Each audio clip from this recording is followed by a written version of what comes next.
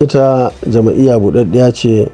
Malam Nasiru El-Rufai zai shigo mu ne masa barka da zuwa. Kowanne ɗan Najeriya yana da dama ya shigo kamar ne yake da dama ya fita. Wannan rana ita ce muka gabatarwa da masoya da 'yan kishin ƙasa da duka al'umma na Najeriya kalolinmu, sababbin kaloli da aka canza da shi kansa logo da tuta da kuma sabon tsarin mulki na jam'iyya sabo da muka yi wanda ya dace da wannan zamani da wannan lokaci, da kuma daga nan har illa masha Allahu wannan jam'iyya za ta yi amfani da waɗannan abubuwa.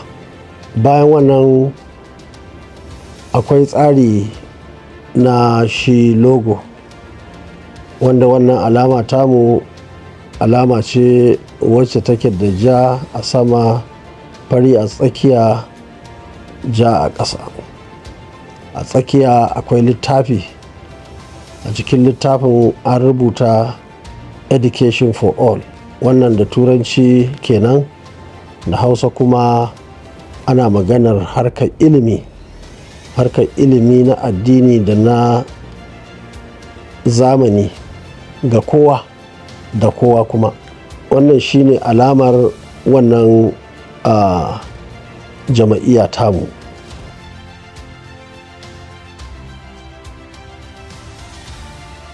Ai wannan haɗa kan jam'iyya zai yi.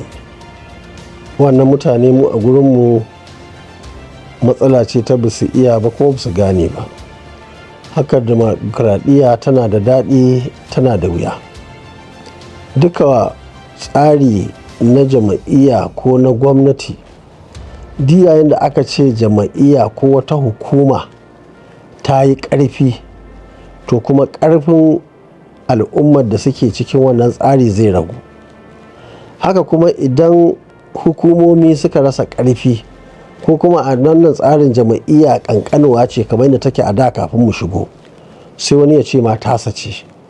Amma wannan jam'iyya ta yi ƙarfi da gwamna da sanatoci da House of Reps da House of Assembly da kwamishinoni da Kwankwaso da Buba Galadima da gasunan manya-manya sirin su Air Vice Marshal Ifemeji dinnan da sauransu duka suna ciki. To aka ga abubuwa sun canza.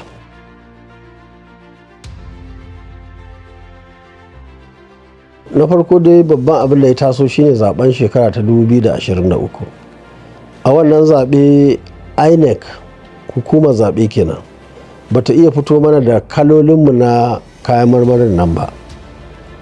Saboda haka da yawa mutane har da ni a ciki da na je ina neman ita wannan alama ta NNPP ban iya gani akan lokaci ba. To haka ko mutane da yawa waɗanda suka je suka dawo akan ba su ga abin da za su zaɓa ba. Wannan ya tada hankali namu, kuma har ita ma INEC hankalinta ya tashi, domin ta gane cewar abu ne wanda za mu iya kaiwa ƙara ko ba mamaki a hukunta su.